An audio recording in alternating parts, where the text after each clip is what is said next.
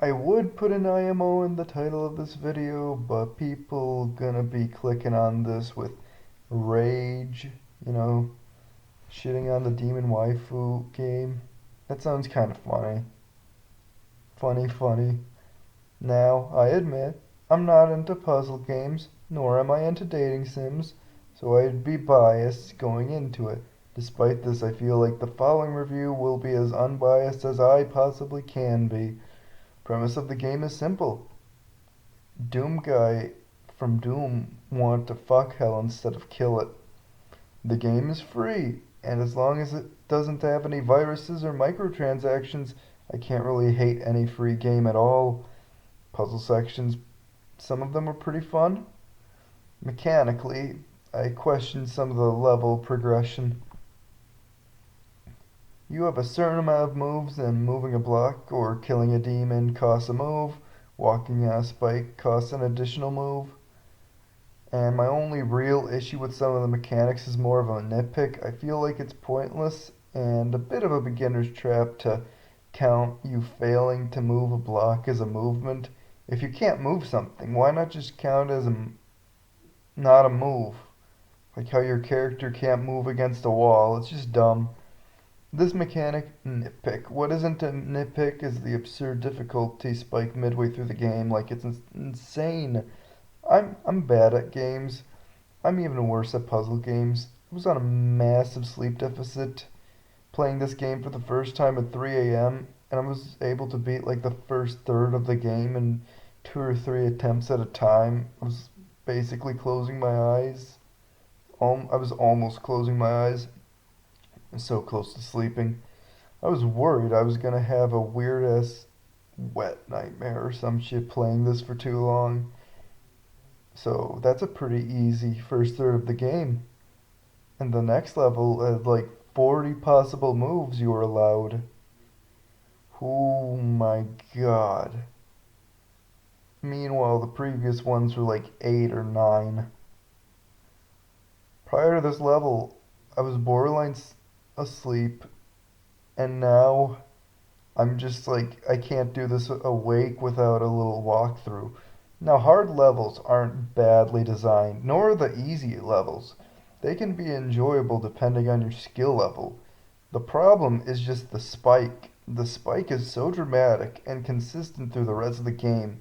It just kind of fails on being gradual difficulty rise that tests your skill and knowledge in what you already learned. And testing prior knowledge of mechanics in a gradual way is important to a puzzle game like this. Hey, if it's so bad, why don't you just skip it? The comments say. Why are you allowed to just skip levels? I say. I forget what was the name of the following philosophy, but I heard it somewhere. In a video game, if you have an overpowered weapon that will make a game too easy, even if you avoid using it, the temptation will make the tension less extreme because you'll eventually break and, use it. If there's any roadblock in your path, you can just blow it up, or in this case, just skip it. The challenge ends up being both jarring and completely skippable. First time I did end up using the skip button on like half the game. Second time I copied the internet, not gonna lie. Once again, despite it being too hard for me personally, I don't think hard puzzle games are badly designed. I do feel like a bad combination of allowing people to skip any level and having a giant difficulty spike just destroys the flow. And the skipping part is worse in this game, given that there are probably thousands to millions of horny dumbos who played it just to choose the correct option for the demon girls. To be fair, you have to choose the correct response or else you'll have to replay the level you just beat. So, if you die after beating a level, I feel like it's completely fair to skip it then. I think you should have been only allowed the skip button after beating the level, though, so you can just skip to wherever you want. I don't feel guilty about using the skip option on the level you just beat. Okay? Feel like the gameplay mechanically alright. Final boss is actually really good overall, kind of intense, really hard, but actually quite fair. Aside from that, the chains color threw me off too many times. If you're gonna give a warning for an attack in a super speedy bullet hell, literally.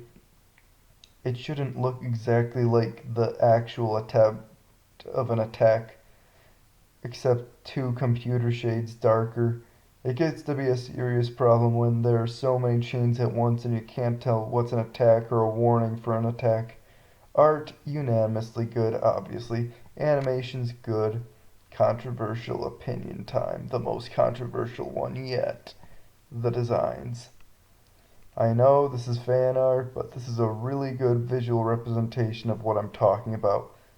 I'm looking at the wiki pages with the official artwork, so this is more organized and doesn't take me hours to edit or whatever. If someone wants to claim credit, I'll put it in the description and the pinned comment. Seems to be a stigma online that simpler designs always are better, unless they're minions. The thing is, these designs aren't simple, but they look way too similar.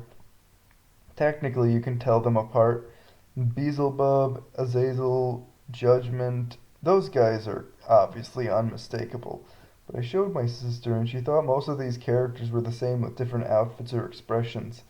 Between Justice being literally Terezi, having to pay attention to differences in the horns, obviously there's some Homestuck influence in these designs. Don't use the frickin' silhouette argument. Yes, it's important to character designs to have different silhouettes, but just because you can recognize a character based on a silhouette sometimes just means that you like a franchise and the creator didn't commit copyright infringement. I could take several art bases and add horns, hearts, expressions, and nothing very important large design wise. And yeah, they'd look uglier, but they'd have the same amount of distinguishability. The designs are good and cute on their own, but for example, Lucifer looks like the others. I would have never guessed that she is the leader of these people. I know it's hell, and Hazbin Hotel had this problem of characters with redundant color schemes as well. The designs in Hazbin Hotel were a lot more extreme, so they compensated. Here, they're all big boob, pretty women in suits. So the design space, as good of the artist is, it's limited. Same face syndrome, as much as I have no space to critique that. Rears its ugly head here. These look like the same characters with different outfits. Honestly, Beelzebub did what the others should have done and shifted the color scheme dramatically in one direction. If you're restricted to pink skin with white, black, and red clothing, why not make Lucifer's suit white with red, black hair? Maybe? I don't know. Going back to Hazbin Hotel, they might be pink, white, and gray with Charlie, Vaggie, and the spider who wants to suck his cock. The thing is, they're very, very, very differently shaped, and they have different concentration and dominance of colors.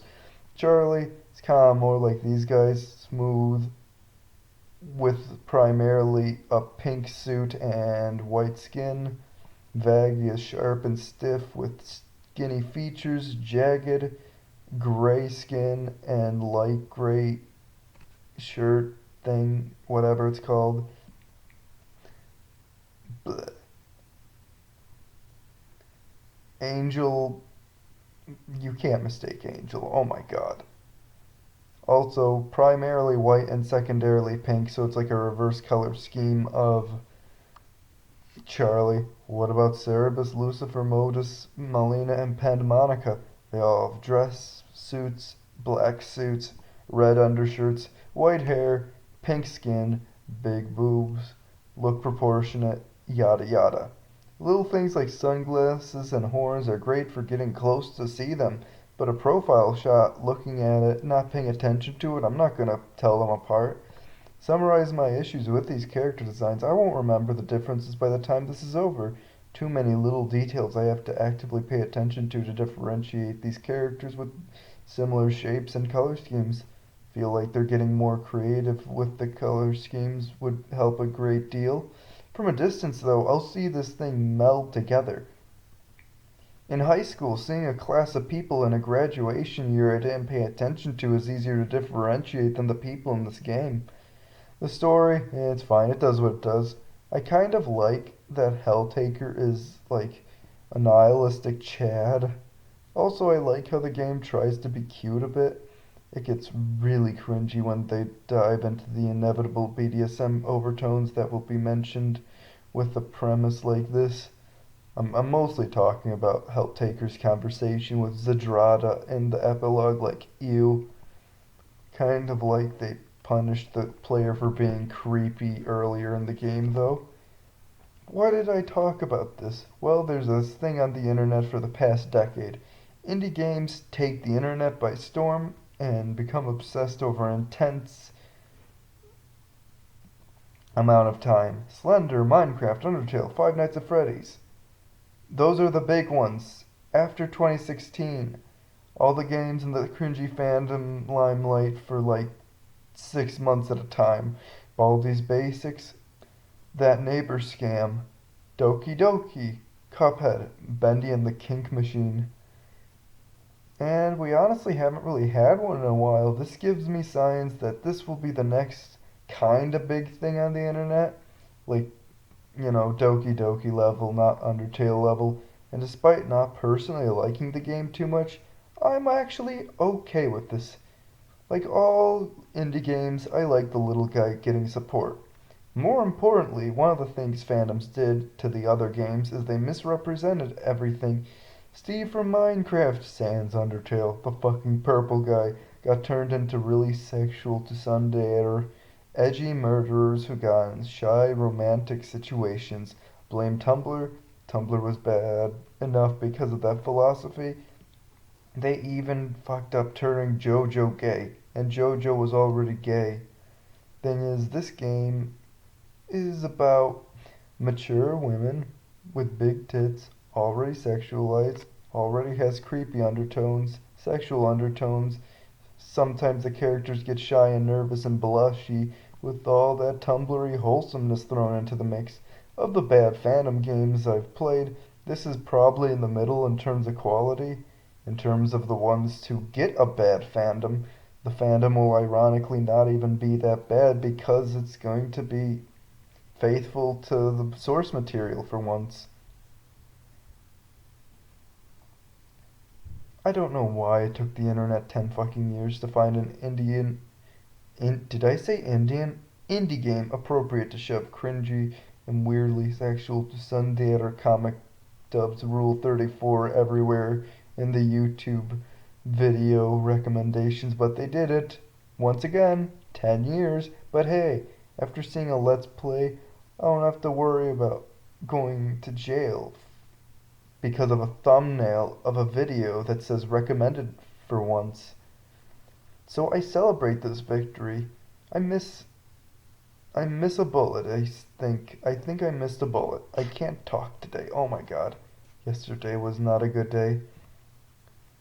But, I'm not the biggest fan of seeing Frisk X Sans comic dub compilation and it's like Sans is like a fucking blue bone for a, you know, ew, no, it's disgusting. The scars, they still hurt. That's what you get for watching a Jacksepticeye Let's Plays. You get to see your 15-year-old ass traumatized.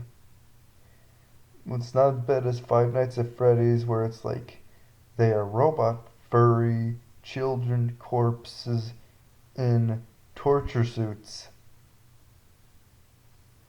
That's like every bad fetish at once. Oh my god. So if the comment section made better arguments than me, there isn't much reason not to play the game if it's up your alley. I don't personally recommend it, but it's free. What's the harm in that?